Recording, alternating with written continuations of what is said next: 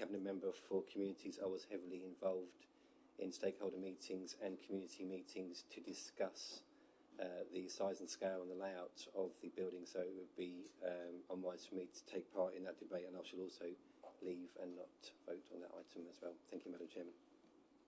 Thank you, Councillor Ritchie. And Councillor Bowers. Yes, thank you, Madam Chairman. I'd like to declare two enhanced MPIs.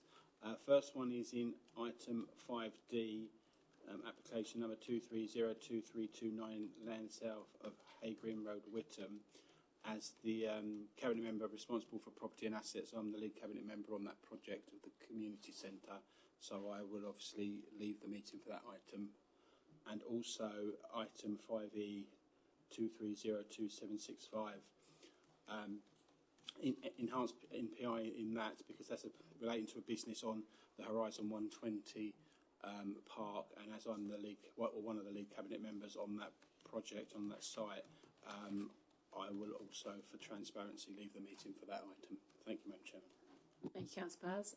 Councillor Wright, I realise the traffic has been bad, but do you have any declarations to make in relation to the agenda? Okay, super. Thank you. We'll now move on to item 3 on the agenda, which is minutes of the previous meeting. Members, these minutes have been circulated to you all. Do you wish me to approve these as a correct record? Thank you. A seconder? Councillor Holland. I shall just sign those minutes now.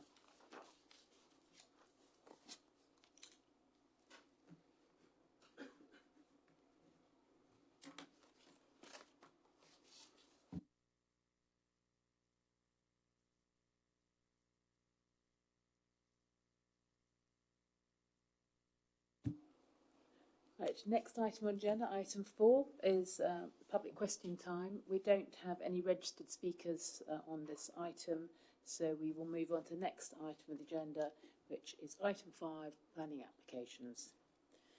The first application this evening is item number 5A. It's application number 22/0103 full, Countryside Leisure Limited, Malden Road, Hatfield, Peveril. We don't have any speakers on this item, so we will go straight away to the presentation, which will be given by Lisa. Thank you, Lisa. Thank you, Madam Chairman. Good evening, members.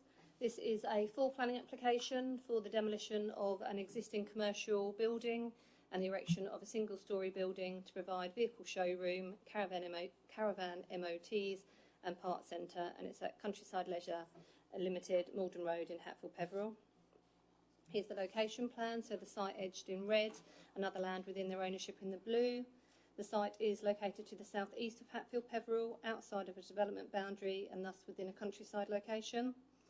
The site is currently occupied by Countryside Leisure Limited, which is a caravan sales dealership and contains existing workshop building, so here, the red one, which is to be demolished, and this rectangular workshop building here. And at the front is a 2-storey building which is lawfully used as offices in association with the use of the site. As you'll see on some photographs shortly, the site also contains external caravan storage in the blue, some caravan sales within the red, as well as visitor and staff car parking. So again, the aerial photograph here is just a bit more helpful in terms of setting the scene. So when my cursor is here in the centre of the site is the existing workshop building to be demolished, an existing workshop building which will be retained. You can see where the blue blob is there is the existing office building at the site. These row here are external caravan store sales. This larger area, which is the land in the blue, is existing caravan storage, and there's visitor parking at the front and some staff car parking along this eastern boundary. Also here you can see that to the north of the site is this established woodland. To the east of the site is some commercial and residential properties here. The western boundary, the far western boundary, is formed by this tree belt with open agricultural land beyond. You can just see here where my cursor is running in a north to south direction is a public right of way, and the site to the south adjoins Malden Road, beyond which lies existing and established commercial uses. So turning to the proposed block plan here, You can, as I said, the application seeks the demolition of that existing building at the site and the erection of a single-storey commercial building to provide that vehicle showroom, parts centre and caravan MOT. So this is the building here in the grey. The building would be currently sited in an area currently laid to hard standing and utilised for external caravan storage. No changes are required to the remainder of the site layout, nor in regard to the access. So the access remains here off Malden Road. There's also no changes in terms of sort of the car parking provision, which runs along the southern and eastern boundary. So access would remain there. MOT servicing as existing comes via the front and then into the site. In terms of the proposed floor plan, the building would measure around 21 by 48 metres and it's subdivided. So you can see the parts sales for parts, the caravan showroom in the centre and then the MOT bays at the end. In terms of the elevations, it would be a pitched roof building. At the southern end, the building, the eaves of the building would be 3.5 metres in height with a ridge of 6.6. However, due to the land level changes, you can see that there's the building at this end would be higher. So at this northern end, the eaves would be 4.5 metres and it would be 7.6 metres to the ridge. The proposed materials would relate to existing buildings on the site, so you'll see in some photographs shortly it matches the materials for this existing building here where my cursor is, so they would very much be read together. The walls and roofing would be constructed with a grey steel powder coated box profile cladding with dark blue powder eaves. Again, you'll see that in some photographs. So just some wider context here. This is the Malden Road street scene, so you can see where my cursor is the entrance into the site. You can just see some of that visitor parking with the caravan sales beyond and the existing two-storey office building at the front. Just another view from the street scene here, so you can see the office building and sort of how that sort of sits more prominently within the street, and then the existing proposed and existing workshop buildings would sit beyond that. This is the boundary treatment for to the south on the Malden Road, and this is a TPO tree that's unaffected. So just looking now, a view from within the site. So this is sort of taken within the site entrance, looking towards that office building, just to get a view really in terms of that visitor car parking, and then sort of the remainder of the site, sort of as you sort of looking further north. Here's photographs of the existing building to be demolished. So it's not really fit for purpose in terms of that sales and sort of commercial uses across the site. And this is just another view of the building from the rear. So the rear of that building and some existing storage containers that are to be removed from the site. Here is an image of the existing workshop building on the site, so you can see that sort of materials that the proposed workshop would also mirror. This is being retained. Here's a view showing where the proposed workshop building would be, so it's sort of here where my cursor is, so sitting alongside the existing workshop, and you would read them together, so it's on within this area. And just setting the scene a little bit more here, so this is a view of the northern boundary, so this is sort of where my cursor is, taken on that sort of northern boundary within the blue edge. So just to give a view of sort of how the external caravan storage appears, the boundary treatment and the extensive woodland beyond. A view here from the western site boundary, again similar sort of boundary treatments, and you can see that tree belt and that's sort of along this boundary here. And again a view here of the southern site boundary, so you can just see where the cursor is, the two-storey office building. So the workshop building would be to the left-hand side of the photograph. This on the right-hand side is the boundary treatment along Malden Road.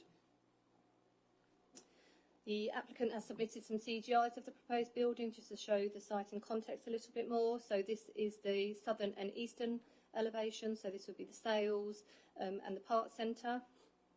And again, looking at that building from the northern and eastern elevation, you can see the change in levels and how the access here would be into the MOT service bays. In terms of a conclusion, the application site is located outside a designated development boundary as defined within the adopted local plan, and as such it is on land designated as countryside. There is no policy support within the plan for the erection of new buildings to support commercial businesses in the countryside, and the development is therefore contrary to the development plan. There is, however, support within the NPPF for sustainable development and sustainable growth and expansion of rural businesses, and the proposal is considered to meet the test of being well designed and sensitive to its surroundings. And in addition, the site is well established, is a well-established business within the district and allowing its expansion will result in wider economic benefits, and on this basis it is considered to result in sustainable development. And overall, the development would meet the needs of the desires of the NPPF in meeting a need for such development, and would result in material considerations to indicate that permission be determined not in accordance with the development plan. The development would remove an existing poor quality building and would secure a high quality layout and design for a purpose-built building to meet the needs of the business. The siting of the building is well related to the existing built form on site, and in addition, due to the existing landscaping to the wider site boundaries, the development would not appear prominent within the locality, including from Malden Road or that public right-of-way to the west. There would be no harm to the wider character and appearance of the locality. Access would remain as existing, and the application is considered acceptable in terms of highway capacity and safety, and the level of existing parking provision is also deemed acceptable. The proposal complies with other planning considerations in regard to flood risk and drainage, landscape and ecology, and neighbouring amenity, and the recommendation this evening is that planning permission be granted. Thank you. Thank you, Lisa, for the presentation. Councillor Ersflint. Thank you, Madam Chairman. Whilst I hear the officer making comment about the development plan, this business has been there for an extraordinary number of years. And to be fair, I've seen that business grow. Now, this is supporting a rural business, and what they're trying to do here with this planning application is actually bring it up to date, modernise it, make it smarter, make it sharper. So I think, overall, I would certainly support the officer's recommendation due to the nature of the business, where it is and how long it's been and what they're trying to achieve. Thank you. Thank you. Councillor Schwer.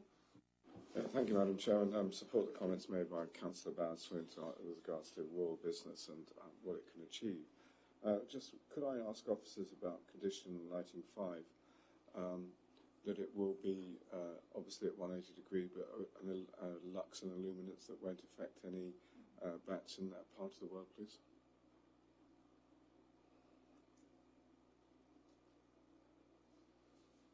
Yeah, I can have a look at that. Do you know what page number of the committee report that's on? 22. Thank you. There is a bat report on the site. Yeah. So condition 5 is. Yeah. So then, yeah, they're not proposing any additional lighting. So there's a lot of existing lighting around the perimeter of the site. Is there an opportunity that existing lighting could be changed there?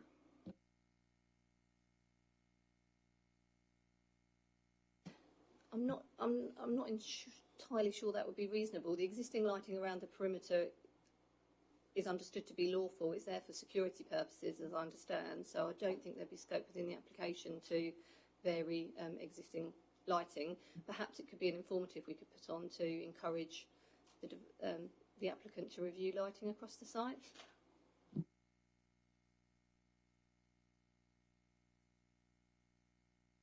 So to Councillor Wright first. Sorry. Yeah. Yeah, I mean, I would support this being redeveloped or improved, but the same thing I was going to mention, the lighting, because in one of the reports for the bat, they had a bat expert come down and said there's no evidence of bats on the site because of the high level of lighting. The lighting at the moment is deterring the bats, which he suggested would have been there if it weren't for the high level of lighting. So if there can be something done about the existing lighting, I'd be a lot happier with the site. You know, if it can be turned off at night or redirected, you know, put different lightings up there, you know, keep providing the same level of security but not, you know, illuminating the countryside. Well, I'll let Councillor Abbott come in first, then we'll check that with the officers. Thank you, Madam Chair. I was going to raise a similar point. I think two things. One is the condition is quite a limited one. I know we've gone through this conversation so many times before. If you compare that lighting condition to the one on the next application, which is arguably a less sensitive site. Lighting condition on the next application is tighter. So two things. I think that one ought to read the same as the one for the next application, which covers all those points about lux levels and angles. But the second thing, yeah, I agree. I think there should be an informative on here for them to review what they've already got on the site. I mean, there is still this myth that if you blast everything with white light all night long, it somehow deters criminals. When in fact, there's much better, more ecological ways of doing it. And if your purpose was also to both protect your site and to detect, you can get CCTV now, which operates in infrared, quite high definition. So it's the idea that it's security per se is not in itself true. And in a rural location like this is clearly a balance to be struck, as Councillor Wright said, between the obvious legitimate concerns of the owner with trying to improve ecology. So I think two things. One, that condition ought to read like the next application, and two, totally support the informative. But other than that, I too would support the application. Can you just tell us which page number the condition is on for the next application, just so we can No. find it? Okay. Because I've had this conversation with you before. I'm not going to print off a 200-page agenda, and I don't use a laptop, so my notes for tonight consist of that. All right, we can find it. That's fine for the officers. But Yes, the officers are happy with that. Councillor Bowers-Flint. Just thank you for letting me come back, Madam Chairman. I think in the past, I think this has all been about security because of the contents on the site is a very high content, and it's very adorable to the people who don't want to pay for them. They'd rather just get in them and drive them away. But Councillor Abbott is quite right. The things have moved on a lot since that site started with security, and there are lots of things. So I think perhaps the favourable way, if we bear in mind that we are trying to preserve the countryside as much as we can, if we talk to the owner and explain what our concerns are and what we're trying to achieve, it can be put in the informatives to them that we would like them to use the least lighting possible, but we have to accept that it is a security thing because of the high-end goods on the site, basically. And it is not the only site in this district that is floodlit with storage of that kind of product. Thank you. Yes, I think that's a fair point given its location. Obviously, we can't put a condition on the existing use, but we could put an informative on and amend as per Councillor Abbott's request. Okay. So if any members wish to check the condition, it's on page 51 of the agenda. It's condition 14. It's a slightly more detailed condition.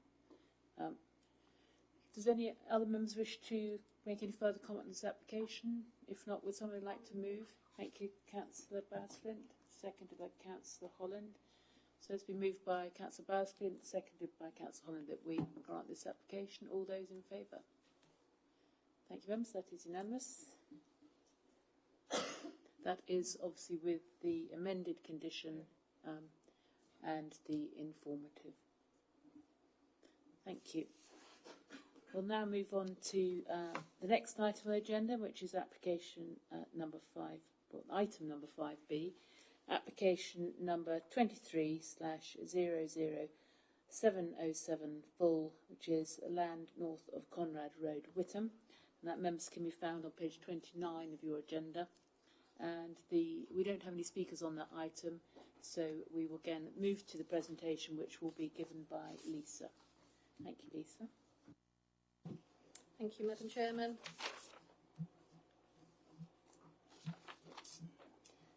This is a full planning application for the erection of 6 two-storey dwellings. It's 4 detached dwellings and a semi-detached pair with associated parking and residential curtilages and the creation of a new vehicular access. It's at land north of Conrad Road in Witham. Here's the location plan. The site lies within the defined settlement boundary of Witham and is also an allocated residential housing site. The principle of residential development is therefore deemed acceptable. The site here has a frontage with fronts onto Conrad Road to the south, with Southview School to the east, and residential, this newer residential development being built out to the north and northwest.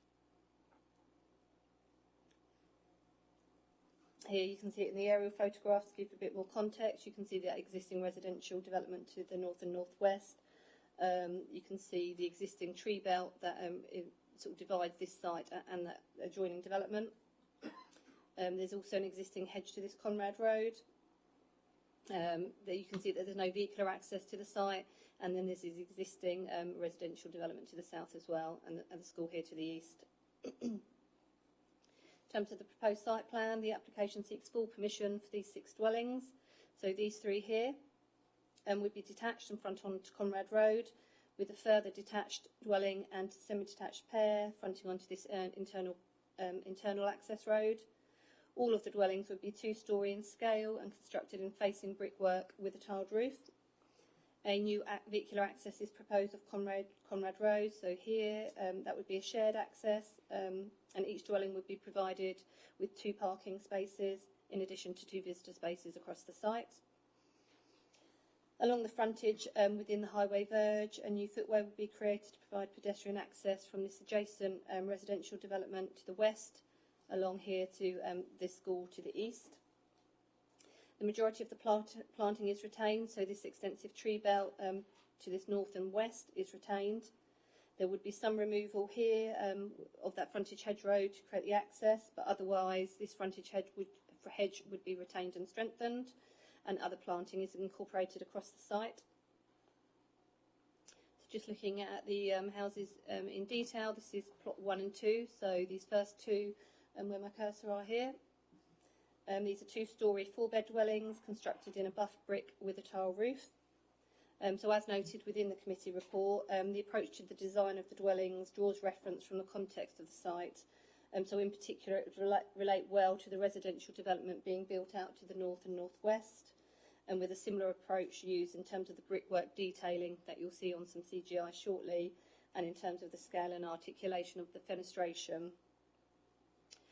So plot 3 here is this 3rd one on that sort of frontage onto Conrad Road. So this, again, 2-storey, as you can see. It's also a 4-bed unit. It would be red brick with a tiled roof, and it maintains that consistent approach and design. Plots 4 and 5 are the semi-detached pair. These would be 3-bed units constructed in contrasting brickwork, but again, well proportioned and have the same stone surround to the windows. Plot 6 is a further detached 3-bed dwelling, so this would be constructed in a buff brick. You will see there's interest added to the flank elevation to ensure that the impact on Conrad Road is acceptable. And just looking at some street scenes here, so the top one is the Conrad Road street scene, so the 3 detached, and then you get the flank of plot 6, and then at the bottom is the internal new street scene that would be created. So you can see here there's uniformity in the design of the dwellings, but variation in the complementary materials proposed. And again, you can see here where my cursor is for plot 6, that interest is added to that flank elevation of plot 6. Again, you can see that the frontage hedgerow would be retained with that opening for the access. Again, this application has been submitted with some CGIs. So this is a view from plot 1 looking down. So these are the 3 dwellings that front on Conrad Road. These assist in just showing the quality of the scheme and the high quality materials that are proposed in terms of the brick and these stone surrounds around the window and porch detailing.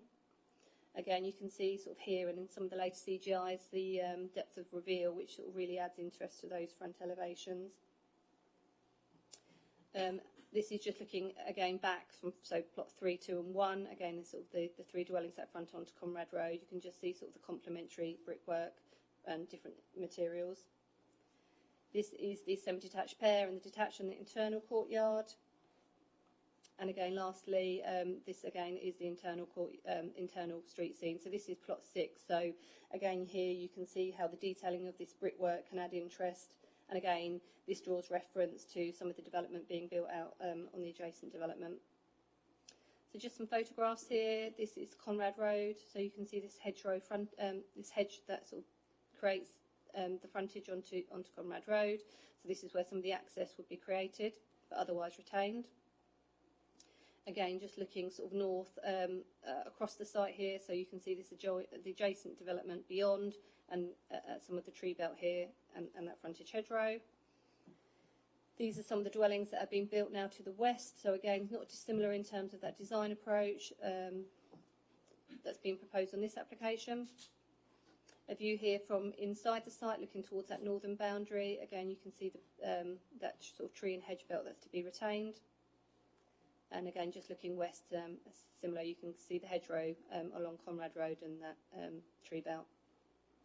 And lastly, last view from within the site, looking towards Conrad Road, so you can see the existing properties beyond Conrad Road there. So in conclusion, the site lies within the defined settlement boundary of Witham and is an allocated residential housing site where the principle of development is acceptable. The development would result in a high quality layout and design and would positively add to the character and appearance of the surrounding area. The development would provide high quality internal and external amenity for future occupiers, and there will be no unacceptable impact to neighbours' amenity subject to a construction management plan being secured. A new vehicular access would be created via Conrad Road. The Highway Authority has no objections and policy compliant parking is provided. The application also seeks a new footway along Conrad Road between Discovery Drive and the existing footway to the north east at South View School. A section of hedgerow along Conrad Road is required to be removed to facilitate the vehicular access, but otherwise all existing trees and hedgerows to the boundaries would be retained and protected, and a condition would secure the strengthening of the retained hedgerow, frontage hedgerow, and the wider soft planting across the site. There'd be no harm to designated species, designated sites, protected species or habitats, and the proposal complies with other planning consideration with regard to flood risk and drainage. And our recommendation is that planning permission be granted. Thank you. Thank you, Lisa. Members. Councillor Wright.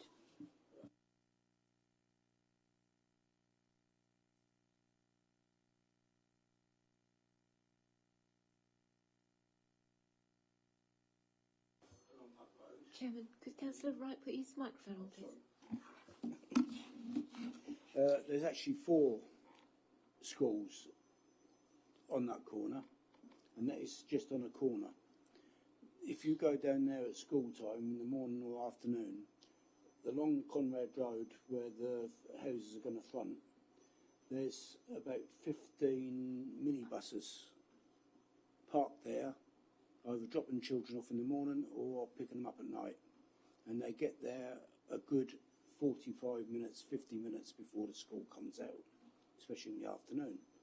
The road is chock-a-block with parked cars on the other side, which the picture showed, and I'm amazed in a way that I'm not against the houses going on that plot, although it might have been nice to leave it as a little green space, but I can't see why nobody has suggested that the entrance to that site is on Saturn Way to stop another entrance being so close to schools, so close to the other entrances along that road.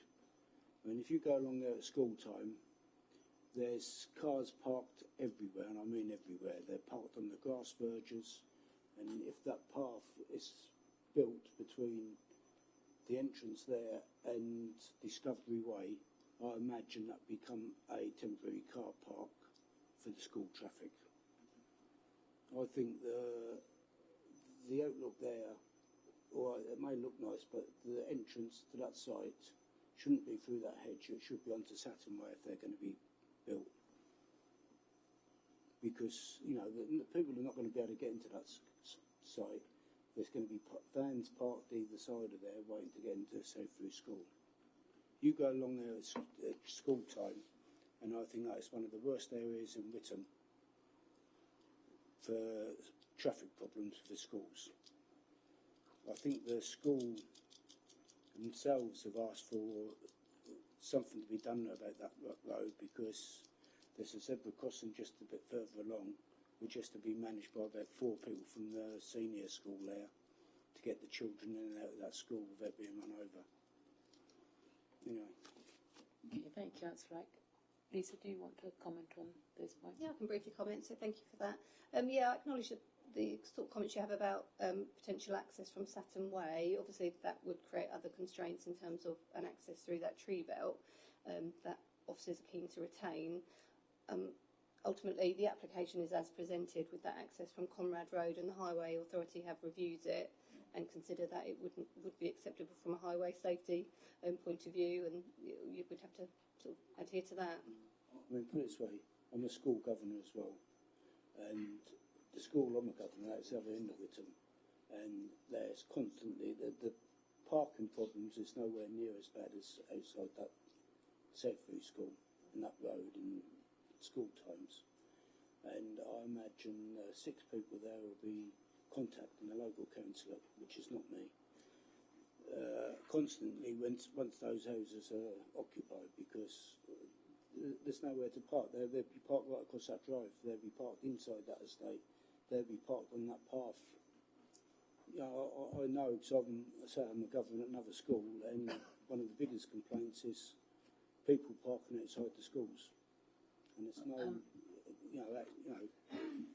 Councillor, I don't think we can, as a planning committee, can do much about the parking on the roads for the schools. I think we've taken the point. Councillor Ritchie. Thank you, Madam Chairman. I think this is a really high quality development on a piece of land which I think is perfect for the infill and suitable for the size and scale of what's been designed there this evening. I think the fact that the tree belt and the hedge line is going to be kept as part of that development is a real plus for a development within a town setting. So I think there's a tick in the box from that perspective as well. Just on the point of parking, as mentioned by Lisa, no objection from the local authority from a highways perspective. I think once the development has been built out, if there are parking issues, then that will be passed on to the North Essex Parking Partnership to look at if there is a particular problem, and if there is a particular problem raised by a school, they can pick it up via that partnership, and I'm sure they would do something about it. However, having said that, I think the introduction of a designated footpath will help alleviate some of that parking as well, because it's easier to enforce if there's inconsiderate parking on a footpath that leads to 2, 3 or 4 schools, as Councillor Wright mentioned. Slight shame that the development is too small to trigger affordable housing, but like I said, I think it's perfect size for the piece of land that's there. It's in the allocated plan as well, so I don't think we have much than to recommend officers' recommendations to approve this evening. Thank you, Madam Chairman. Councillor Abbott. Thank you, Madam Chairman. Well, there's lots of good things about this, but also a few warning flags, and the one that Councillor Wright raised is absolutely correct. Anyone who knows this area at school time, Conrad Road is solid with vehicles parked everywhere, on the grass verges, on the paths, in the neighbouring estates. And in fact, when the 150 houses was being built out, I had a lot of representations from people who live in the Courts estate about construction workers and school parking just spread out even further. So it will be a problem, there's no question about that. It's many years ago, but I used to work at Southview School, so it's not an interest now. 10 years ago, I used to do the garden there.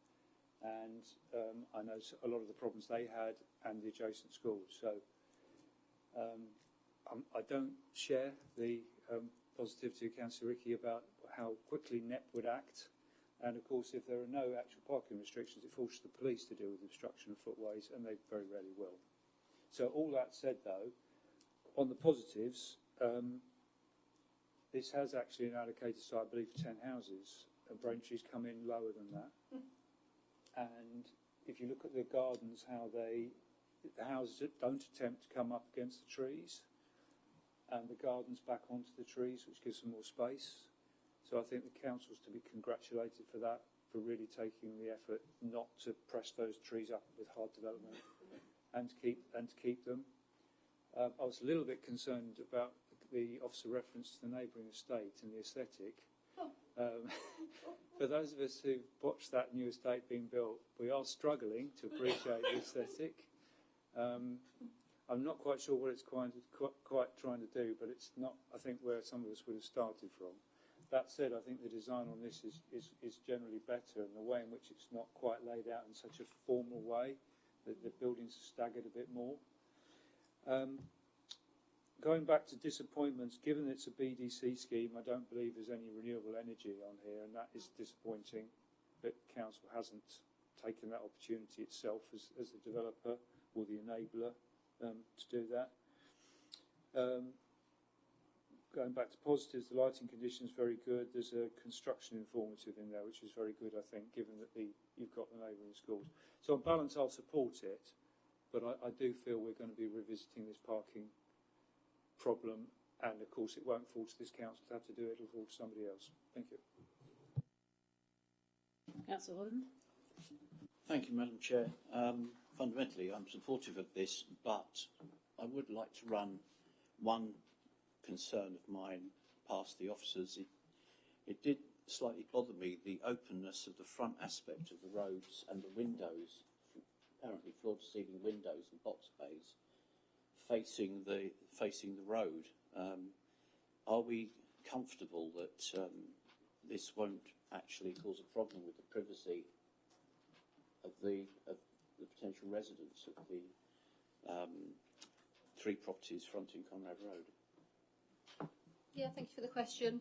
So the 3 properties fronting Conrad Road, there's the shared drive, obviously, so there would be some potential movement, but sort of that close proximity, but that would be just the neighbouring properties. Beyond that, you've got the retained existing hedgerow. So I think even with the new footway that would be in front of that, so along Conrad Road, so from the footway, because of the extensive existing hedgerow that's due to be strengthened and supported with additional planting and the distances involved, we're confident there wouldn't be unacceptable overlooking or harm to amenity of those future occupiers.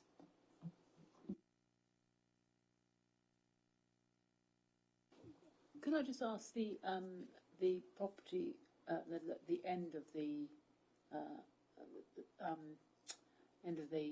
driveway going in, is that a 3-storey property? I don't think there's any reference to whether that's over. Well, I mean, it's obviously part of the other development, but wouldn't be too overbearing to those semi-detached. I see what you mean. So yeah, so this plot here, plot 4 is 2-storey, and yeah, you're right. The adjoining block. This is a block of flats. So I can't recall whether it's 2.5 or 3-storey, but it's around that sort of height. But yeah, we're content in terms of sort of the internal layouts and the distances involved that this new proposed dwelling wouldn't appear overbearing to sort of outlook from any of the dwellings or within their rear sort of amenity space, which is sort of this area here. Okay, thank you.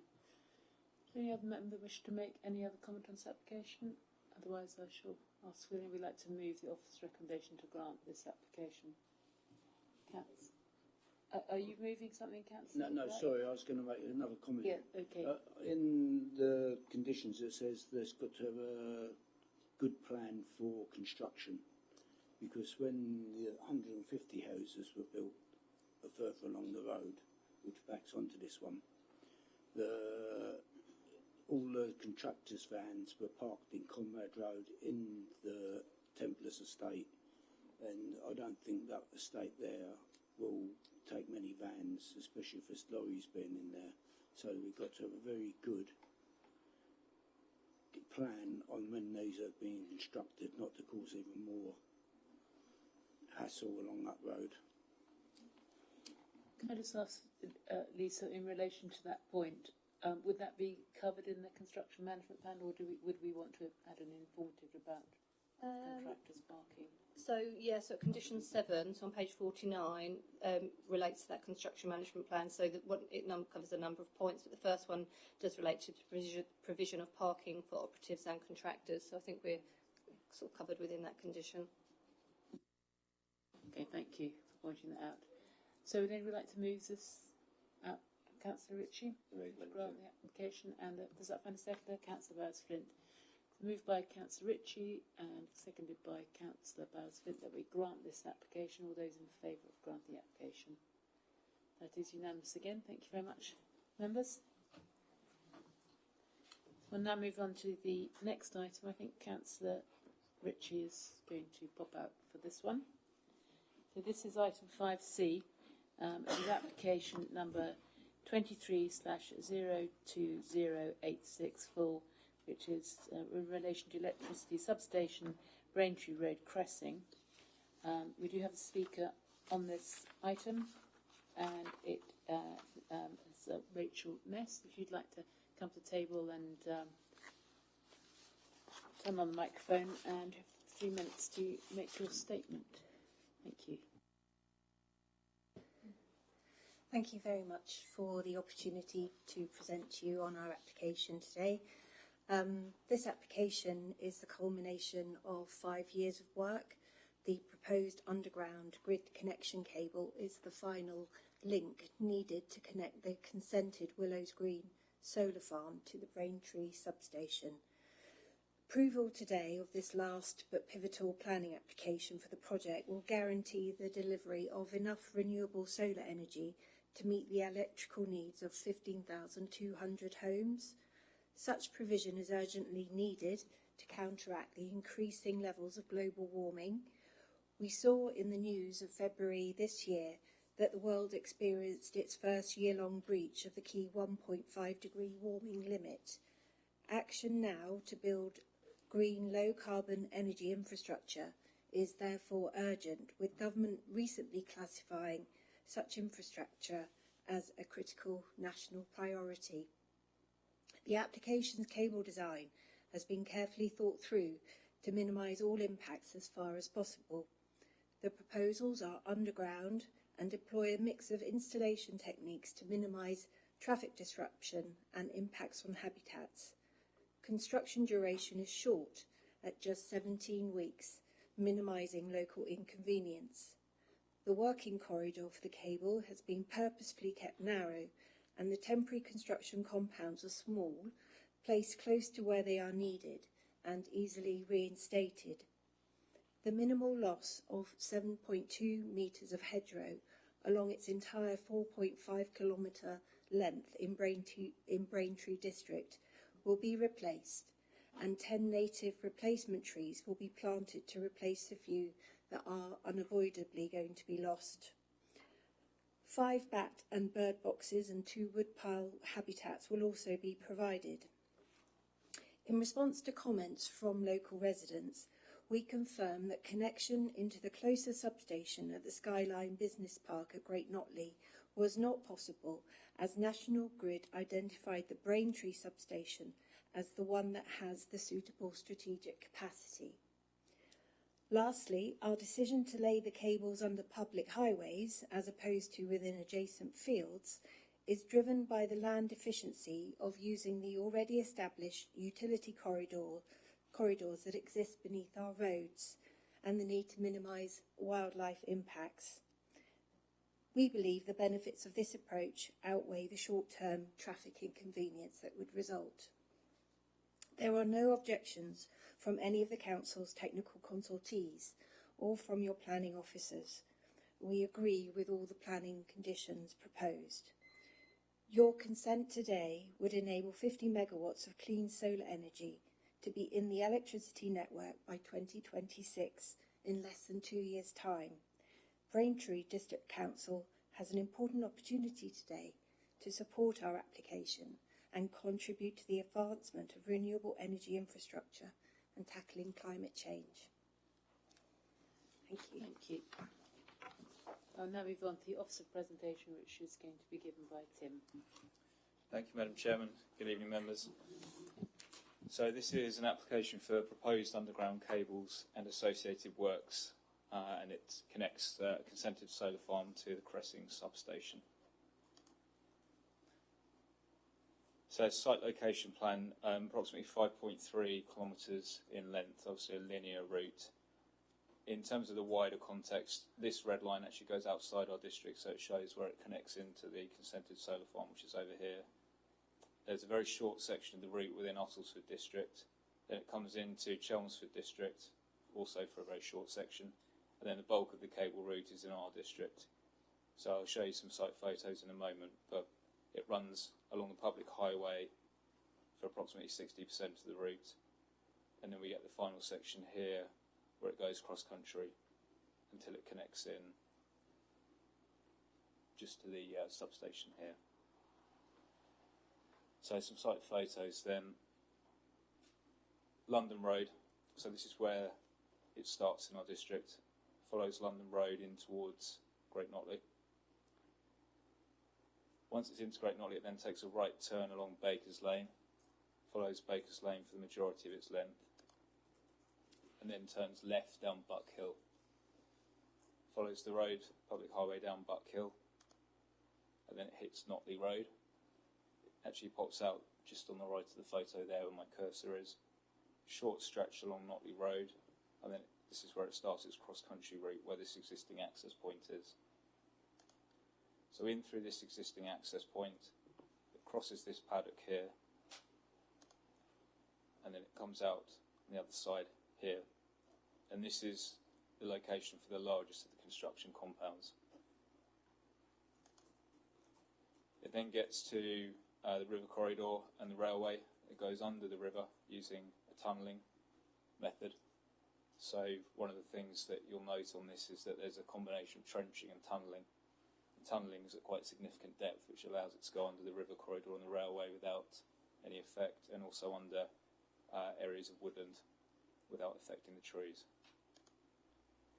Where it crosses agricultural land, generally speaking, it's tucked into the sides of the fields as much as is possible. And its connection point into the substation is up here. And then another photograph taken inside the substation area. Members will be familiar with Cressing substation. It's quite a large substation area. So some zoomed in plans. I won't go into too much detail, but there are a few key points. These blue sort of turquoise boxes are catch pits.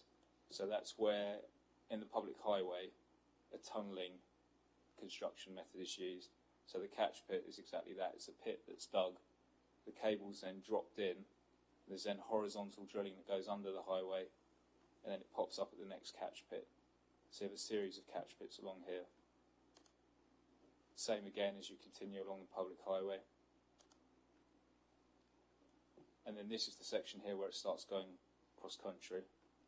The first construction compound, the largest one that I mentioned, is this one here. So the construction compounds are the large blue areas. Here, where we're not in the public highway, it's just a standard trenching system. So it's a fairly shallow trench, I think in approximately 1.5, 1.6 metres, which is then backfilled so that the land will be returned to its original condition. There are more catch pits here where we're crossing either the river, the railway line, or any tree belts. There's then two small construction compounds either side of the railway. And then there's another large construction compound which is inside National Grid's existing substation compound. So just a cross-section of where an actual cable trench is used rather than horizontal drilling. It's a fairly standardised trench. The dimension from there down to there is 1.2 metres, and then there's a bit additional below that. You can see there are 3 cable ducts for the 3 cables, and it's then backfilled to return it to its original condition, the ground to its original condition. So, in summary, this would facilitate the connection of a consented renewable energy scheme to the National Grid. So the solar farm is consented, and the other 2 authorities' sections of cable are consented. So ours is the last piece of the puzzle for this. The general principle is considered by officers to be acceptable. There are some limited harms. There's a temporary heritage impact, which would be temporary. There's some minor tree and hedgerow removal. There's a temporary highway impact and a temporary neighbour amenity impact. The public benefits are obviously quite substantial for this. The impact on the environment has been minimised, principally by the use of horizontal drilling to ensure that the cable route can go under rather than going through tree belts, rivers, etc. And on that basis, it's recommended for approval. Thank you, Madam Chair. Thank you, Tim. Members? Councillor Holland. Thank you, Madam Chair. I'm hugely supportive of this approach to connecting this. In the past, we've seen voltages at this level distributed on pylons and poles and what have you, which has an unfortunate, for me, unacceptable amenity impacts on the countryside and the natural beauty of the more open spaces. I also feel that the use of horizontal directional drilling is hugely important in delivering these sorts of projects, because it does things like avoiding trenching through, say, woodland, which would be a permanent scar in the natural landscape and countryside. So for me, this approach is to be commended. And I also note that compared to other projects I've seen in years gone by, the trenched areas are also deeper than used to be done. I've seen them far shallower than this, so this actually, to my mind, means that the long-term impact of visible above ground is minimised, which I'm grateful to see. So, all things considered, I am very supportive of this proposal. Thank you. Councillor Abbott. Thank you, Madam Chairman. Yes, I'm very interested in the presentation by the representative. Yes, climate change is a huge issue, and globally we're not even touching the sides as to what we need to do. The latest stats are that we're hitting record sea temperatures, record air temperatures, record satellite recorded temperatures, and the rate at which greenhouse gases in the atmosphere are increasing appears to be accelerating. So the things we need to do are much bigger than what we're currently doing. I think broadly this application can be supported. I was a little bit concerned there's a discrepancy between what the officers are saying about tree and hedge losses and what the applicant's saying. I think the officers are saying there's going to be a bit more. They talk about some of the losses near the substation. And I think the mitigation for that is quite minimal. I wonder if we could ask the applicant to consider doing a little bit more on replanting. Totally agree with what Councillor Holland said about pylons. It shows it can be done. I know the high voltage pylons is high voltage cables is a bigger issue, and a wider swathe is needed. But the idea that we're going to have these 50-metre pylons marching across Braintree District and indeed all the rest of East Anglia fills me with dread. So congratulations to the applicants in this case for undergrounding the whole thing. The conditions on the construction compounds and lighting and their eventual removal, I think, are very good, very tight. So, in other words, after this is finished, we're expecting it all to be taken away. But further to that question about whether we can ask for any further mitigation, I've got a couple of questions. Do we know how deep under the river, and in particular, I'm sure they're going to go far enough under the river to meet the requirements of the EA, etc. But do we know how deep under the river, and more particularly from my perspective, how far under the woodland, how deep they're expected to go? And this, and the further question was, I know, was raised by one of the residents, because it's reported in the officer report, Baker's Lane. I think you're talking there about these pits and then drilling between the pits. That will presumably require closures of Baker's Lane.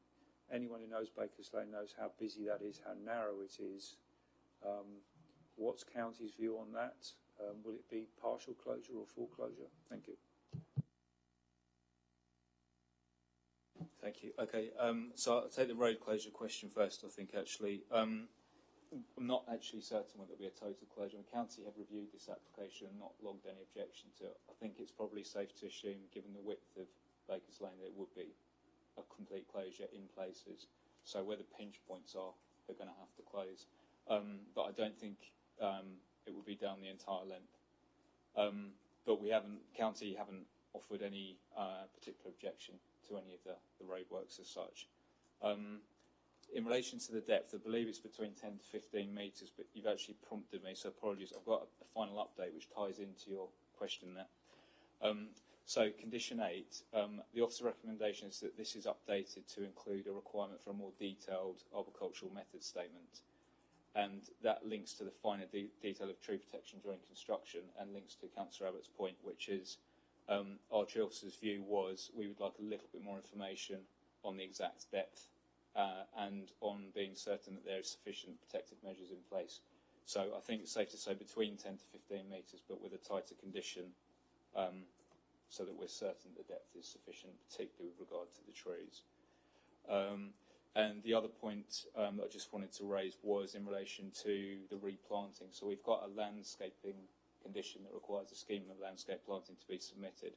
So within that, we've got scope to ask for more significant replanting than the 10 trees that they've identified. So we can up the requirement for that if members would like to see that. Councillor Barnes-Flint. Thank you, Madam Chairman. I may have missed this, and the officer may not be technically suitable at, I think, and that's no one insult him. There was only one objection to it, but the objection did raise why can't the much closer substation of Skyline be used as a connection point which would shorten the route and cause less disruption. Do we actually know the answer to that or not? I'm not asking you for it, but if we know it, can we know it, please? Thank you.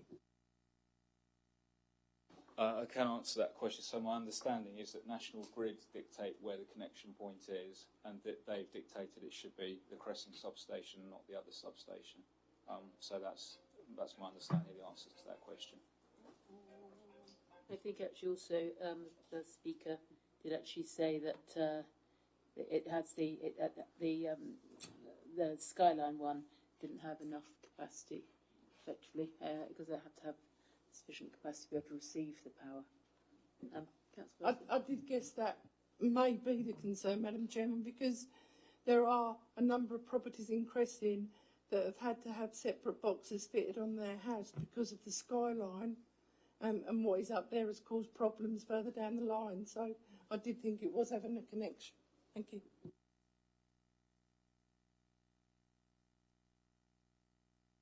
Yes, Councillor Holland. Thank you, Madam Chair. I just wanted to try and address the issue of road closures and disruptive impacts on the transport network.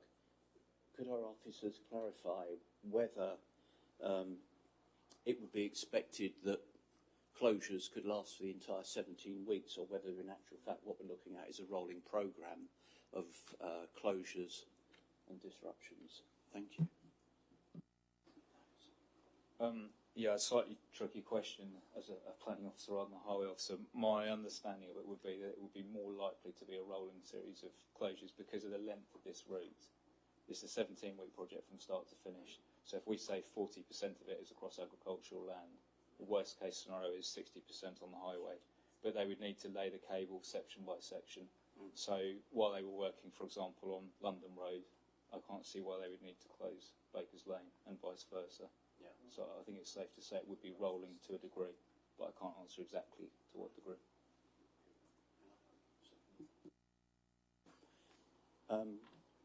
The other thing is the issue of how deep horizontal directional drilling will go. Can you tell us whether you think that could be tightly specified as to our expectation, or whether we have to accept that to some extent that's going to depend on the geology that's encountered during the drilling process?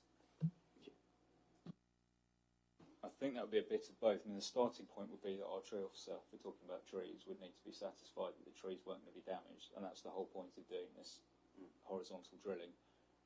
If it got to the point where we were not in agreement, and the technical report the applicant submitted was talking about technical matters in relation to the hydrology and the fact they couldn't drill any further, it would be open to us to employ our own specialist to review that documentation. So we wouldn't just have to take it at face value if we thought there was a concern. We've not had this type of application before with this sort of horizontal drilling, so it would be something we would consider in the planning department, and if we weren't qualified to make that judgment, we could put in some resource that was, I think. Councillor Shreer. Yeah, thank you, Madam Chairman. Just wanted to support the comments that are already being made by various members this evening, but the fact that it's, you know, a underground connection of renewable energy into the local grid is really important for our residents. It also affects, how our district is going to look, and I do welcome technically that National Grid are able to do it at this stage, because that's really important. It's reassuring that undergrounding of power supplies to substations by renewable energy is very feasible, and it can help us across the whole of East Anglia. Thank you. Councillor Prime. Yes, thank you, Madam Chair. My only concern is the talk about shutting Baker's Lane. Do we know what period of time scales it's going to be? I asked that question because the only way to get to Notley Road from that area of Great Notley is down the London Road, Godlin's Way, and then onto the Notley Road. Now, Godlin's Way is already a cut through. It has raised humps, and I have issues with the residents complaining about the amount of vehicles that's going down there, especially lorries and buses. Again, if we shut Baker's Lane, it's going to impact a lot of traffic cutting through one of my wards. Thank you. I think I'd have to refer to my earlier answer. I can't put a precise timescale on it. It'd be down to agreement with the Highway Authority, but it wouldn't be the full 17 weeks. So it would be the amount of time just for that section of road. I can't give more detail on that, I'm afraid. Tim, can I just ask a question as well in relation to condition 8 and the amendment? How would you update condition 8 to include a requirement for more detailed agricultural method statement? Where will that actually fit in within the wording? At the moment, it essentially approves the submitted documents and it actually specifies them. So what we would say is, notwithstanding those documents, more information to be submitted. So rather than it being a compliance condition, it would be a condition that required full discharge before they could proceed. Okay, so that will just be, that condition will just be, the wording will be amended to include that. Yeah. Okay. Councillor Bradford. Thank you. Did that find a seconder? Thank you, Councillor Holland. So it's been moved by Councillor Bowes-Fint and seconded by Councillor Holland that we grant this application. All those in favour? That again is unanimous. Thank you, members. That brings us on to the next item on the agenda, which is item 5D. I think Councillor Bowes is leaving for this item. This is application number 23/02329 full land south of Hay Green Road, Witham. We don't have any speakers on this application, so we will move to presentation, which is also going to be given by Tim.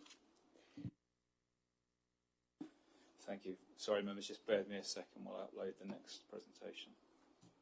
Members, this is on page 79 of your agendas.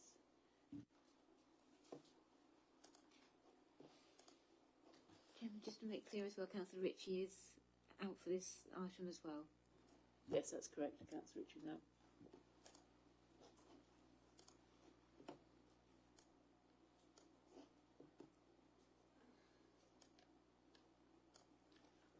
Okay, so this is an application for the proposed new community building with associated landscaping and car parking, and it's land south of Hay Green Road, Witham. And site location plan outlined in red. I'm actually just going to move on to the next slide for the location plan because it gives a bit better context. So I'll come back and talk about the layout a bit later in the presentation, but just in terms of the red line context, the application site is on the Maltings Lane development.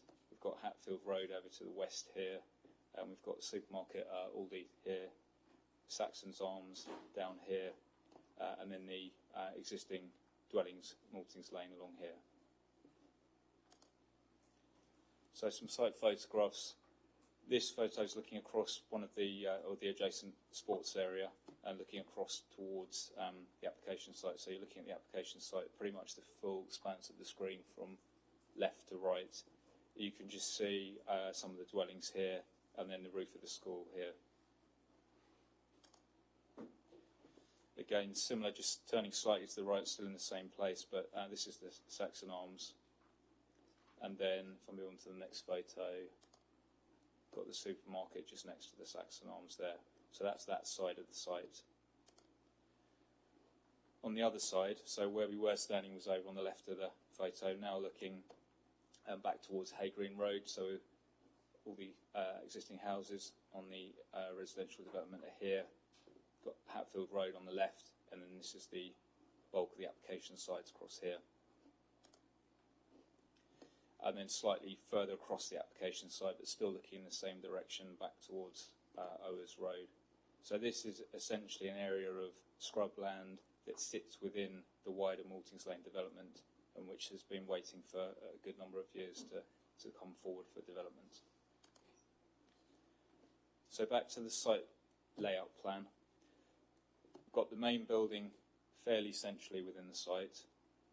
Then next to it is the parking area of open space, and at the front here are the retained trees, including, I think there's quite a large oak tree at the front here.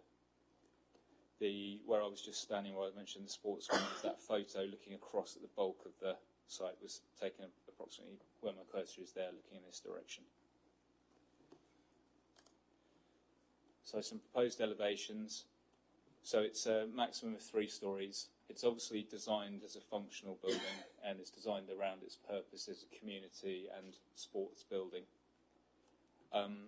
The design is, rather than just doing essentially a block, there's been a quite considerable effort to articulate it, to use different materials, different heights, and to provide some visual interest. The floor plan, again, it's designed around the main room, which is here, and it's also designed around the fact that there's a need to provide changing rooms with associated facilities. So all this side is the changing rooms. Then you've got the main sports/community room here, and then you've got your kitchen, bar, and then other storage rooms, toilets, and there's an office at the front here as well. And then at first floor level, there's an additional room which is also quite sizable. It has its own storeroom and its own toilets, so there's two elements to it. Proposed landscape works. There's retained trees on this side. Then there's various soft landscapes that are proposed. Probably the key point to note here is in the parking. There's trees that are proposed across the parking to break it up, so it's not just a mass of hard standing with cars on it. So, in conclusion, the general principle of development is considered to be acceptable. It's within the Witham Town development boundary, and it's in accordance with the development plan. The scheme would result in the provision of a community facility, both a sports facility and a general community use. I think it's fair to say that the community have been waiting for some time for this. There are no specific harms identified, and there is a clear public benefit associated with this building. So on that basis, the officer recommendation is that planning permission is granted. Thank you. Thank you, Tim. Members? Councillor Abbott. Thank you, Madam Chairman. Yes, well, many years late would be an understatement. I can remember Maltings Lane development being described as a field of dreams in a newspaper article in the 1980s. And, I mean, the number of changes to planning for that land is just unbelievable, and the community centre seems to be one of the last things that's come forward. There's also controversy from the point of view of those of us who've represented the northern parts of Witham and Rivenhall, in that the Section 106 money for this has come from that area. And we always said, if Section 106 money is going to come forward from developers in the north of Witham and the Rivenhall area, it should go towards benefits there. There is no way, I don't know how officers have done this, I'm going to be hard on this, there's no way I can see you could justifiably link those two parts of Witham. They're 2 or 3 miles apart. There are several more community centres in between, such as Spring Lodge. The main benefit for this is going to be the people who live in that immediate area, in the south of Witham. So I think that's another problem we've had. I think the design's poor. I'm sorry, I think the design's poor. Given all the years we've waited for this, there doesn't appear to be any renewable energy. Now, I would have thought, for this for a facility of this size, in this position, and given we've been waiting for so long, and given all the policy support, that Braintree would have wanted to come forward with an exemplar building, grey water recycling, renewables as a minimum. Can't see it, doesn't appear to be there. Landscaping seems to be minimal.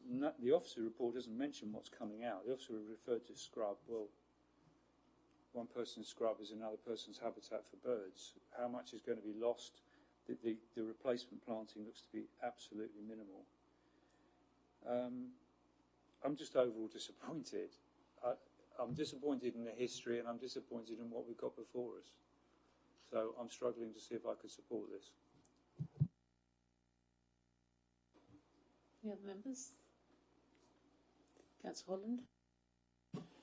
Thank you, Madam Chair. I like the officer's use of the term community building, because that's what this is about in two senses, and building communities being the second one. So generally I feel very supportive of it. I understand the reservations that have already been expressed. One of the things that does worry me is it's not just the quality of the architecture. It's specifically the building colour and the colour of the render that's been suggested for this.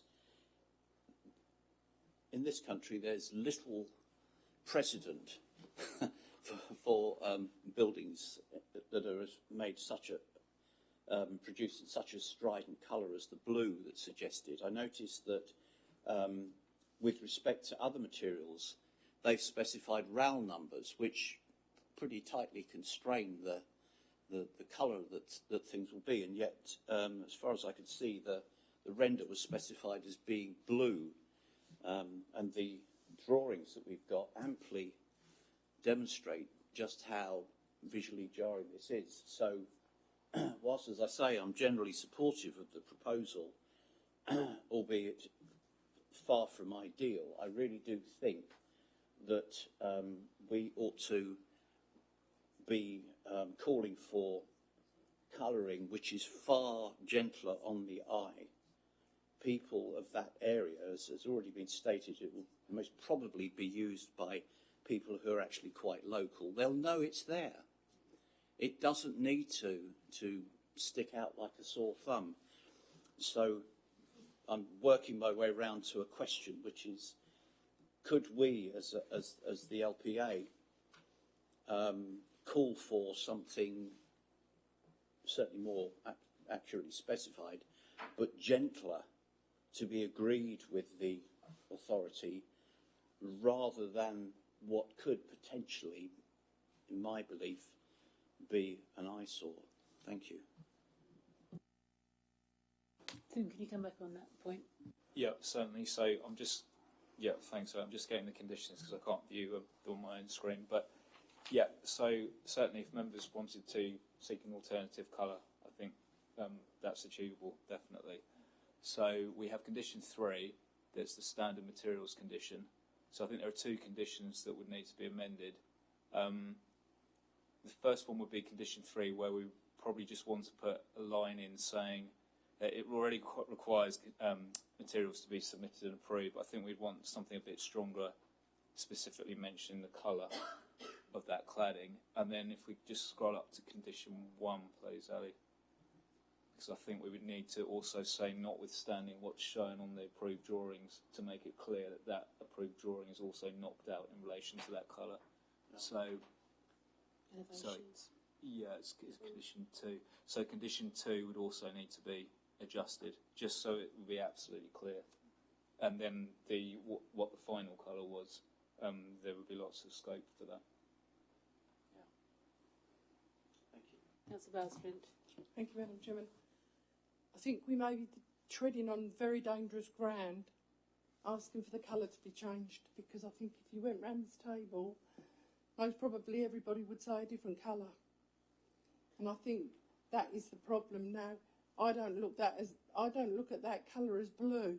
I actually look at that colour as mauve, strangely enough. And I think this is what you're going to be up against. I'm not saying I like the design, and beauty is in the eye of the beholder. and some of the schools that have recently been built or are being built leave something to be desired, but it's something that the designers know about, but we don't, basically. And that's why I say the beauty is in the beholder. So I think it's dangerous grounds trying to change the colour, to be perfectly honest with you. There obviously is a reason why that colour's gone there, and albeit we might not all like it, but some people might like it, but like I said, everybody would choose a different colour. One of the things that does concern me that Councillor Abbott did mention about the landscaping and the trees in the car parks, I would just refer members to a very large retail park in Braintree that had trees in it between the parking, and now all they are is trip hazards, the stumps of the trees, and they're, to put it bluntly, they're damn dangerous. And the number of people you see when they get out of their car and fall over them because they can't see them because they're the same colour as the mud, because they've cut all of the bushes and the trees down and there's no landscaping there. And I think the landscaping definitely could be enhanced on this scheme, but just bear in mind that it needs to be practical as well as aesthetically looking. But Councillor Abbott's right, I remember this right from the start, this estate, and I think Braintree District Council has learnt an awful lot from this site over the years, and hopefully we will never ever face this kind of dilemma again on producing a site with a community centre, etc., and etc., with everything on it. But I just point out, Madam Chairman, that I do think we are treading on dangerous ground, asking somebody else to choose a different colour. Thank you. Yes, I have to say, Councillor Basvin, I actually really dislike the colour that is chosen there. I think personally, I think it's a very unnatural colour. And blue buildings that I've seen in the landscape, I think any other colour than blue, I would.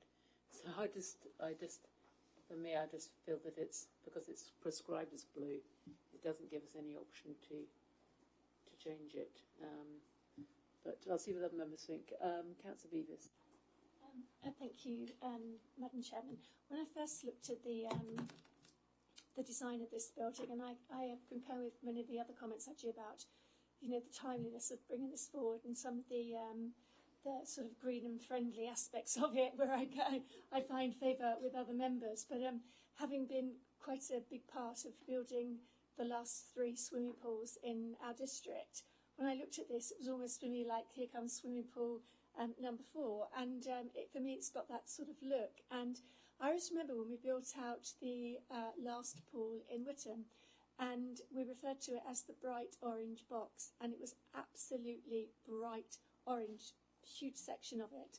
And when we first looked at it, we ummed and ahed for a long time, but actually it's the best thing we ever did, and it fits into that surroundings really, really well.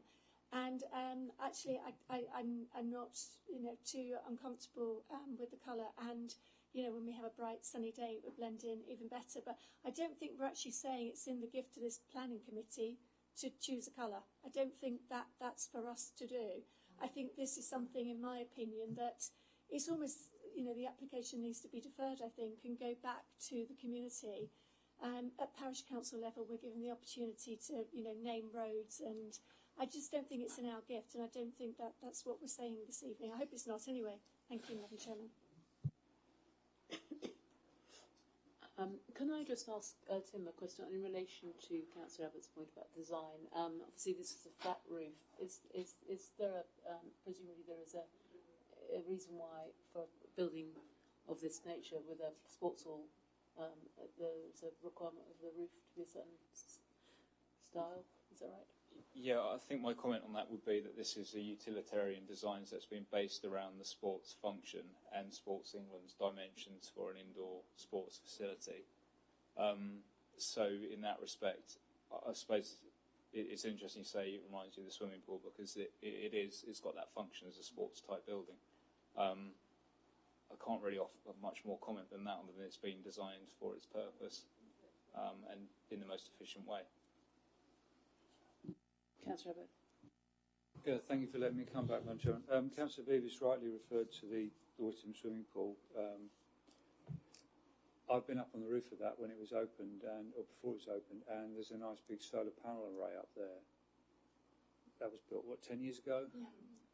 We've gone backwards. Why isn't the District Council installing renewable energy on this building? I just don't understand it. Can we at least not put an informative back to the applicant to say, why aren't you doing that? And also, if we're going to, I think the colour does need revisiting, but I also agree with what members are saying that beauty is in the eye of the beholder. I mean, if you wanted to go full 1970s, that would be orange, with little yellow flowers on it as well. But can we also go back and revisit the landscaping? Can we strengthen that? Because I really do think that for a site like this, it's absolutely minimal. And given that it's within the gift of the local authority, this is an opportunity to do much more with the landscaping. Thank you, Madam Chair.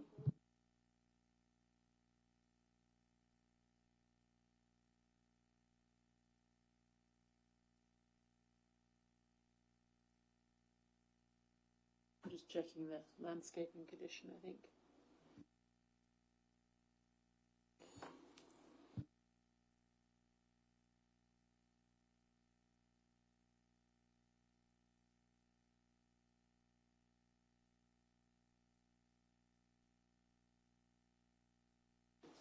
We're just locating the landscaping condition. I think the answer is there is definitely scope to strengthen it. I just want to see what the wording is and work out how we can do that, if that's what members would like to.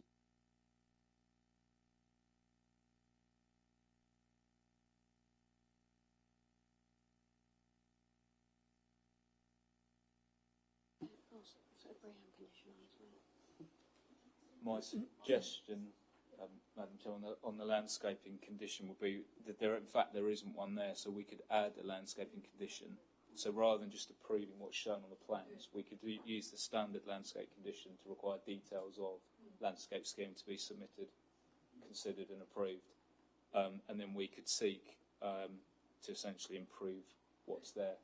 If there's anything specific that members are looking for, it would be helpful to officers just for a bit of guidance. If it's greater number of trees or specific species, anything like that, that would be helpful. If I could, Madam Chair, yes, trees is really, I mean, it's so minimal, the amount of trees, and as previous speakers said, some of them are within the car park areas.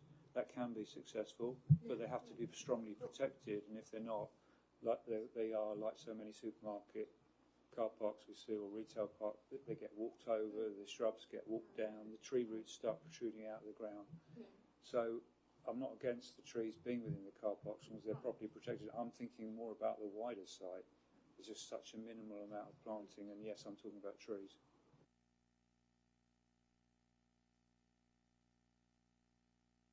Okay, I think we can add that to condition, Councillor Abbott. Councillor Holland. Thank you, Madam Chair. Can I ask that whether we can add a condition which would be something along the lines that there had to be some sort of, I don't know, insurance-backed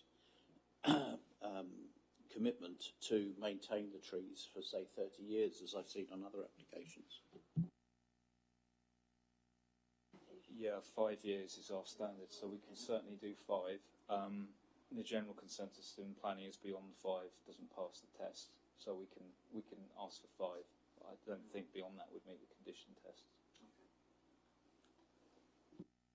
So that would be an additional condition about maintaining the landscape, or something like that on the wall. Yeah, or we could actually wrap that up in a single condition. So you could have a condition that be a fairly lengthy condition, but it would require details of the landscape scheme to be submitted and approved, and then below that there'd be a clause that kicked in that required the approved landscaping to be maintained and replaced if it dies within 5 years. Okay, that's our standard one as well. And the point about renewable energy as an informative, we could presumably add that as an informative if members wished. Councillor Schwer. Thank you, Madam Chairman. Notwithstanding all the comments that have been made, which I agree with, especially the renewable energy solar, there hasn't been any mention, though I can't see how I got it wrong, that there's no electric vehicle charging. Also, I noticed the amount of bikes that are proposed. Would there not be an idea to future-proof that for electric vehicle charging of e-bikes as well that may well go there? And the other thing was regards to the comments about the trees. If you're going to put a condition on, as it's in car parking, should not the trees be in tree cages to avoid all of that maintenance and those issues going forward, because they are designed to cope with that, along with the 5-year condition? And I agree about the landscaping. I think it should be added to, but could we also request that the landscaping, not only trees, but actually it takes account of the climate changes proposed from their longer lasting and not intensive watering features of the landscape?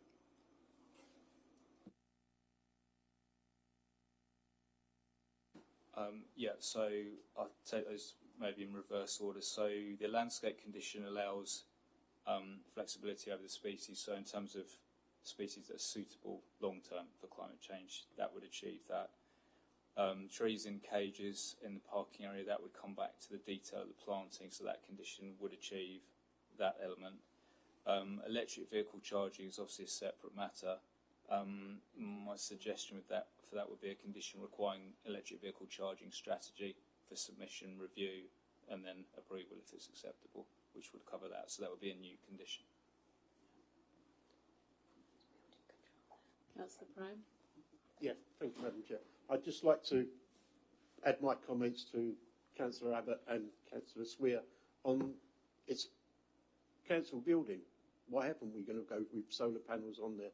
I'm not a great believer of climate change, as some of my colleagues do know, and I won't go into details why, but I think we are missing a point, that it should be leading the way as a council building, have a solar panels on there. I'm quite happy for them to go on to new build houses, but I still think it should go on to this. Thank you. Yes, at the moment we don't have a policy background to require developers to put renewable energy in place, but we can add it as an informative. And there's obviously also, I think, one of the factors that taken into account in these things is cost. There is obviously a cost element to that, but we could add it as informative. Councillor Bowes-Flint. Thank you, Madam Chairman, and thank you for allowing me to come back. Can I just ask something? That we've got this 5-year stipulation on the landscaping. Can I ask that we actually do it?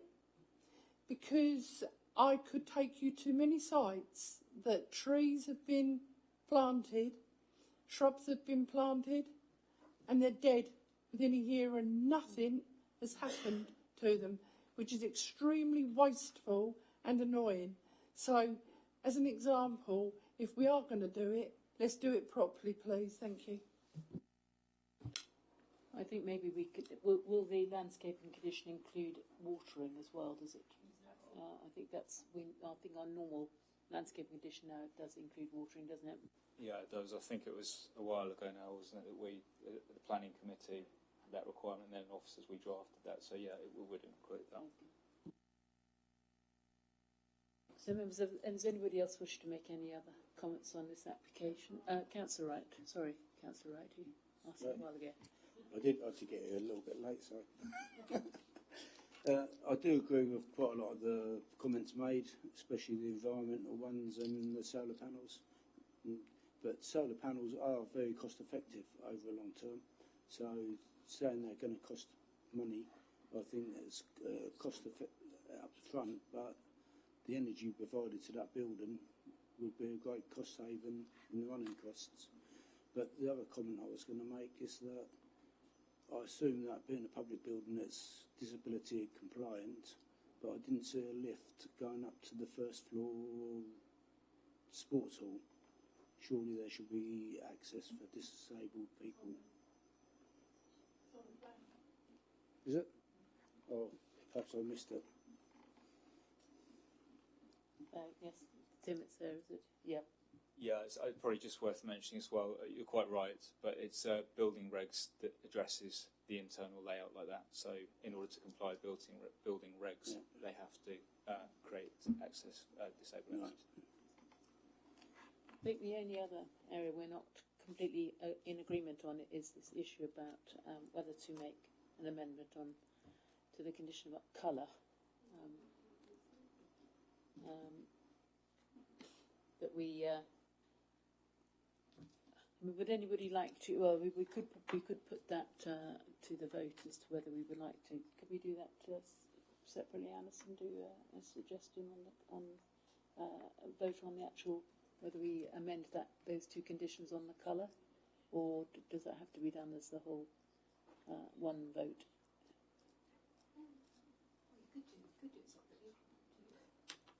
Let's see what people feel about that condition.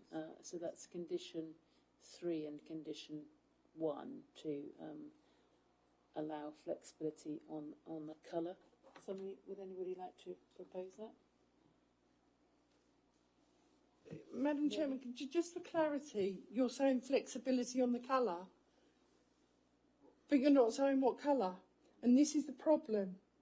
So you've either got to say a colour that you want, and everybody's got to support it, or you leave it as it is, or the officers go back and say the colour wasn't welcomed. Can the designer come up with a more aesthetically fitting colour? Because like I said, the more people you ask, the more colours that you will get, and that is the problem. I'm not saying I necessarily like that, but the trouble is, what colour would I say? I don't know. Thank you. Councillor Holland. Thank you, Madam Chair. I want to pick up on something Councillor Beavis said, which I agree with. I wasn't suggesting in what I'd said earlier that I'm trying to specify a colour. What I'm thinking of is, can we set up a situation where a colour, because it's ill-defined, it's only specified as blue, which could be one of many things according to the Pantone chart. That's not what I'm trying to achieve here. I'm talking about something more sympathetic to its setting and less visually jarring, because my suspicion is this is visually jarring for its own sake, because there's not really a precedent for this sort of strength of colour in that setting. And I think we can deal with that by, at this committee, enabling our officers to discuss it and indicate that we're perhaps uncomfortable with how jarring the nature of what is proposed here appears to be, and can we agree, or can the officers and the developer agree on something less jarring, more sympathetic to place? We're not specifying colour, and Councillor Beavis, I think that was your point, and that's what I agree with. Councillor Abbott. I'm only putting this out there as a suggestion. And Councillor Beavis, actually, it was her original idea, whispered in my ear, that we go for a deferral. Don't want to put this building back, but given the number of concerns being raised, that could give a few months to come back with something picking up on what we're all saying. There's an awful lot of things around the table people are raising. It's just a suggestion whether that would be feasible. Well, I think the only issue that's really outstanding is the issue of colour, and I think it has actually been slightly narrowed down by Councillor Holland, in that I think the issue is what shade of blue. Let me ask Officer Tim what you think is the appropriate way forward. Well, I was just wondering if the colour was the sticking point, would there be another option where the condition is brought back to committee? So there's a condition that links to the colour, and you deal with that by way of condition that's brought back before the committee. So in other words, officers go away, negotiate colours, then we come back to you, and that condition discharge is a committee decision. Well, I would think it would be work. Is everybody happy with that? So, in terms of this committee, what would we actually be voting on? How would that work? That we don't approve condition 5 or something, or 3, whatever it was. Yeah, I'll just find the materials condition, but essentially you would be approving the application, but you would not be approving the colour of the cladding. So you would be voting to approve, but with the colour of the cladding to come back via condition, and then you'd have another vote on the condition. So it would be a committee decision as to what the final what the final colour was. It's condition 3 that relates to that.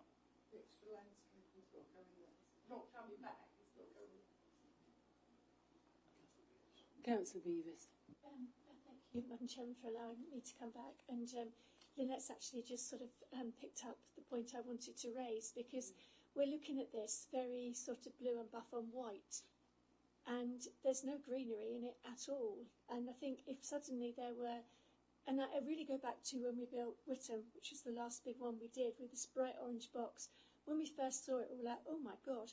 By the time an amazing landscaping scheme had gone in, completely different. The other thing I'd say as well is that it's really hard to see the wording as well. So for me, it's not just the colour, it's the wording. And to see, as Councillor Bowers-Flint said, to actually see some landscaping and get a better visual. And I think for me, deferring on that condition would be a really sensible thing to do. Thank you. I would support that, Madam Chairman. What I would suggest we do is that we look at including a condition on landscaping as discussed, a condition on EV charging as discussed, and we have an informative on renewable energy, and that we bring back to this committee the conditions relating to colour, and we defer that. Would that be acceptable? I'll move that. Okay, thank you, Councillor Bowers-Flint. Is that final seconder? Thank you, Councillor Beavis, and all those in favour of us doing that. Thank you. That is unanimous. Sorry, members, that has been a bit of a torturous discussion there, but at least we got there finally. So now we need to bring back Councillor Ritchie, and we are now moving on to our next item, which is item 5E, which is application number 23/027654, 1 Turing Court, Great Notley. We don't have any speakers on that item, so we'll move to the presentation, which is going to be given by Ali.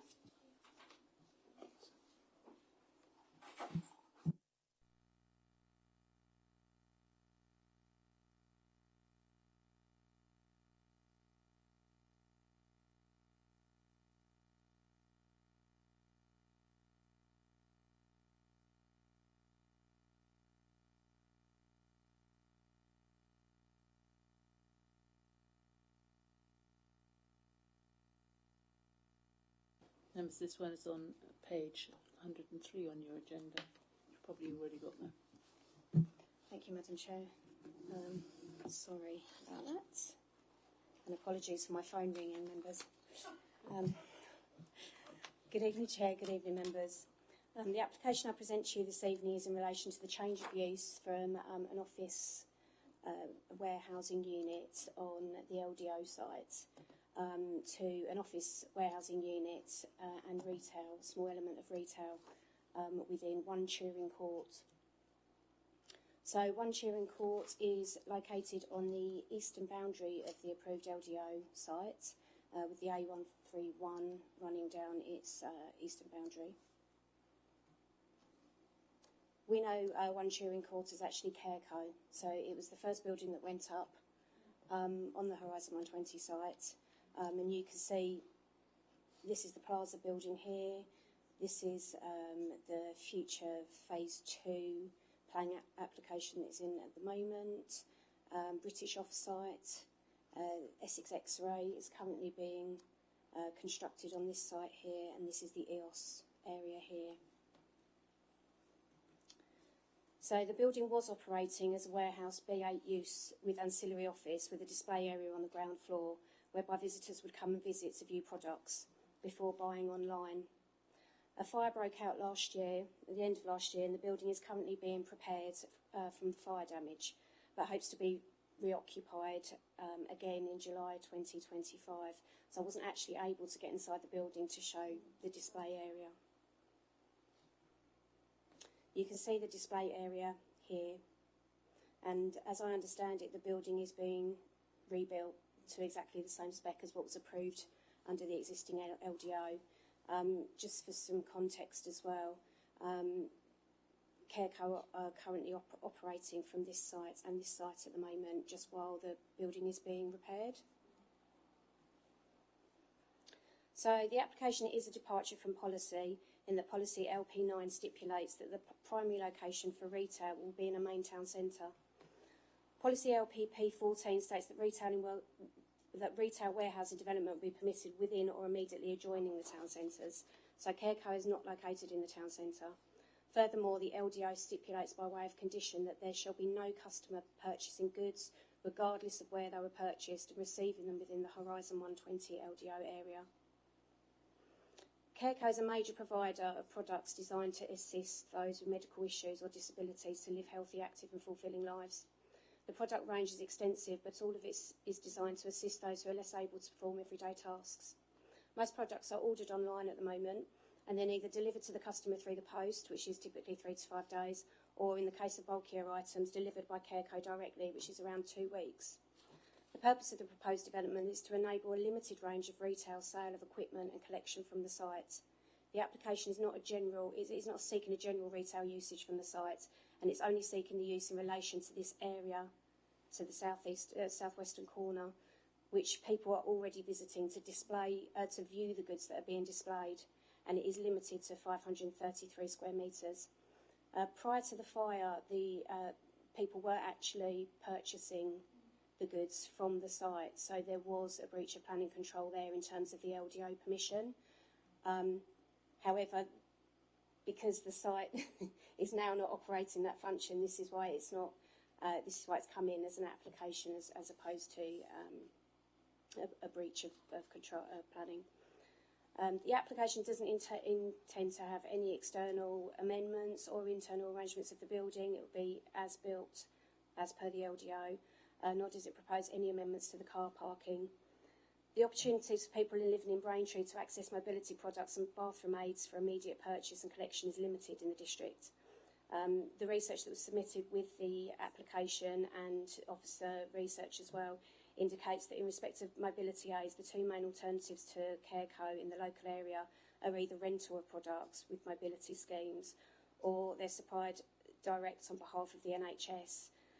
In respect of bathroom aids, there are a number of local chemists and mainstream pharmacies that sell bathroom aids, however the choice and range is limited.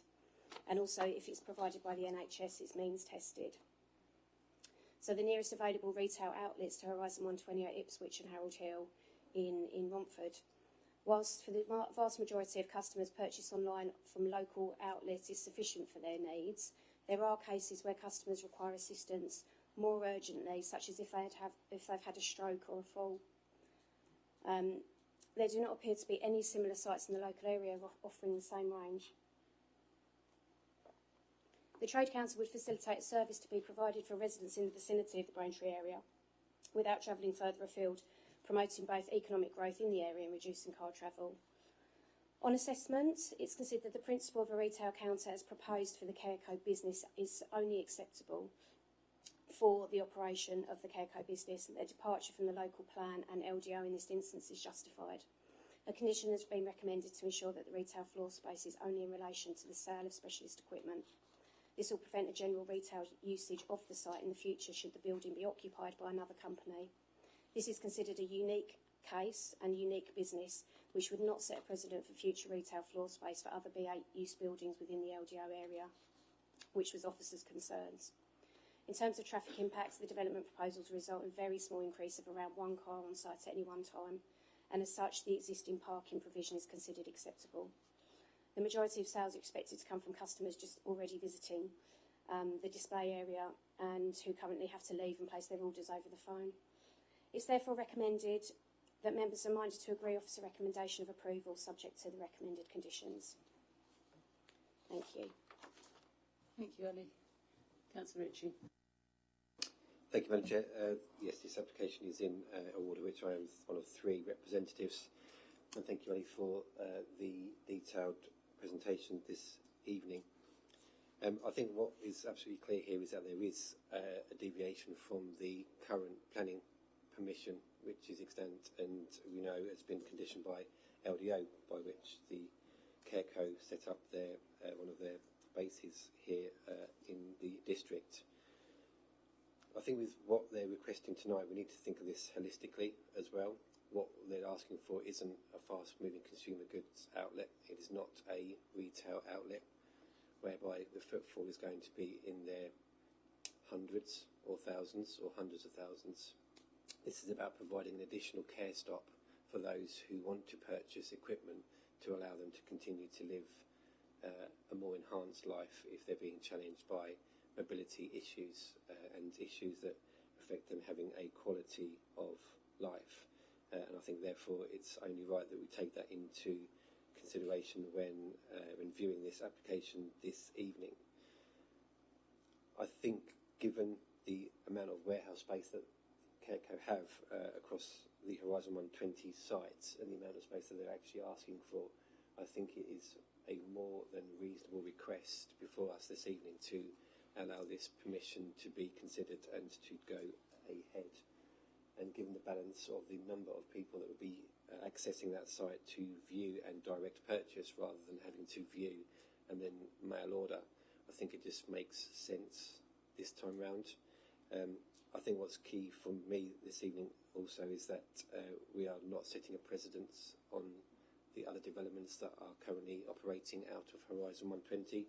I think it would be dangerous for us to do so because that would have, I think, quite a major impact on that site if we were to allow, like I said, anything around FMGC or a retail outlet to be or to have this type of permission given versus what's extant in the LDO. Madam Chair, I'd have no problem in agreeing with officers' recommendations to make an allowance for Careco to propose their change of use in this instance. Thank you, Madam Chair. Thank you, Councillor Ritchie. Any other members? Councillor Bass-Flint. Thank you, Madam Chairman. I don't think it's no secret to most people that people were going there to purchase goods. And the simple reason is because I have to say Careco are an excellent online company. And when so many people within the Braintree district were going online and seeing Careco and saying, oh, I think I'll go there and visit and have a look, it was just human nature that they were turning up on site and wanting to look at the goods. I actually take exception that I think there are other companies within the Braintree district who do supply the same kind of things. However, in this instance, I would say that the majority of their sales are online and delivered online, so I wouldn't expect to see a big mad rush of people, and the only people that may well visit there are local people who would like to go and see and have a look at the mobility scooter or whatever it is.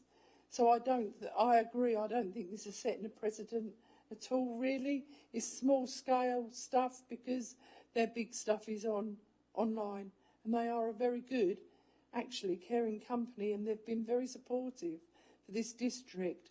And it was unfortunate the fire that they had and the damage that it done to the building. And I understand it was lithium batteries again, but obviously they've learnt through it. And yeah, I would support it as well, Madam Chairman. Thank you.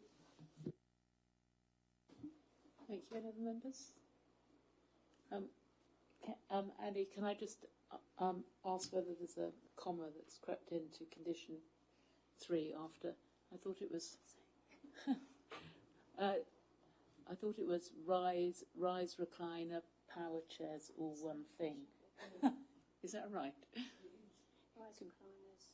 I think rise recliners and power chairs. I think they are two separate. Are they two? If they're two separate things, the use says if. I could do a slash. Yes.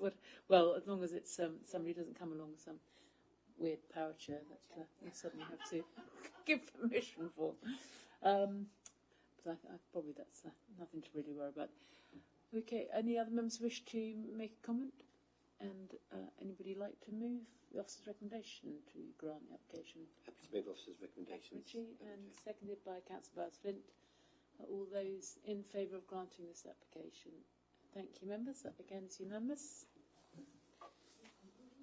So that now brings us on to the last item this evening. We just need to retrieve Councillor Councillor Powers. So this is item number 5F on the agenda, and it is application number 24/00085HH, which is 25 Church Street in Colne Gain. Tim is just going to do a short presentation on this one. Okay, so this is an application for a single-storey side and rear extension, 25 Church Street, Colne Gain.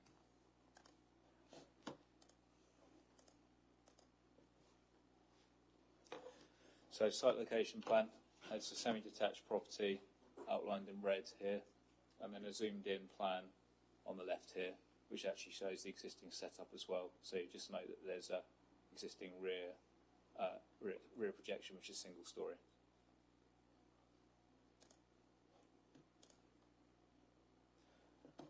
So what's proposed, this is the proposed block plan. So we're looking at an additional single-storey element. It's called side and rear because obviously it projects beyond the rear elevation here. It would then link into their existing rear projection. And there are also some tweaks to the roof, which I'll show you in a moment. Existing floor plan, so sitting room, dining study, and then a kitchen. And then over on this side, you can just see the flat roof with their existing rear extension. And then the proposed, I'll start with the roofs. I mentioned that tweak, so you can see on the right-hand side there's a skylight now in the existing extension, and the proposed extension's on the left here, which links in with it. And then when you see the floor plan, you've now got study, wet room, utility room, dining room, and kitchen. Existing elevations, fairly straightforward. And then proposed elevations, so you can see the new extension is on the right-hand side in this picture. Then on the front, you can just see it projecting beyond the side. And then the bottom one, we're looking at the whole flank elevation of that new extension. Some site photographs. So start off looking from the road towards the property. Just there where my cursor is the existing single-storey element. Now looking back in the property, looking back towards the road. So on the left is the existing single-storey element, and this is the location of the proposed new extension. It's also worth noting the neighbours have got existing site extension there as well at single-storey level. Again, another photo of the existing single-storey element that will be linked into. And then another photo again. So we're looking here at the location of the new extension. And I think finally we've got a photo of the front of the dwelling, and obviously the extension will be on the left-hand side of that, but to the back. So in summary, it's located within the development boundary where the principle of residential extension is acceptable. Officers consider it's acceptable in terms of its design and scale, and that it would not have a harmful impact upon the identity of the dwelling or the character and appearance of the wider area. There's no unacceptable impact identified upon neighbouring residential amenity. There's no impact identified upon highway safety, no loss of existing parking provision or impact on parking requirements, and the proposal complies with all the relevant policies within the adopted local plan. So in summary, the recommendation is that planning permission is granted. Thank you. Councillor Ritchie. Thank you, Madam Chairman. Well, this application is here to us this evening by virtue of the applicant being a staff member of this authority. And as always, for probity and transparency, they get brought to us at Planning Committee. From the presentation from Tim, thank you, Tim, for that presentation. I think the ask on this application is more than reasonable. I think it was clear that on the first slide that there was evidence that neighbours have made use of extensions as well on both sides. So I think this is a more than reasonable application that's here before us.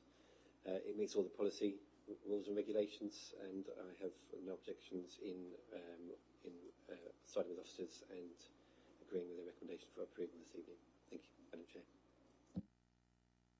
Thank you, Councillor Ritchie. Any other members wish to make a comment? Anything I would say, I was a bit surprised to see it's not that it wasn't in the setting of the church. It looks straight on to the church, and I presume it's not in a conservation area. But No, that's correct. I think the reason it was pointed out in the report was because there is no response from the heritage officers. So I think the case officer has identified that it's not within the setting, just to make that clear.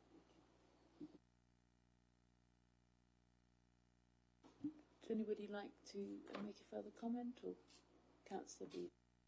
Thank you, Madam Chairman. Only that I'm happy to second the recommendation. Thank you.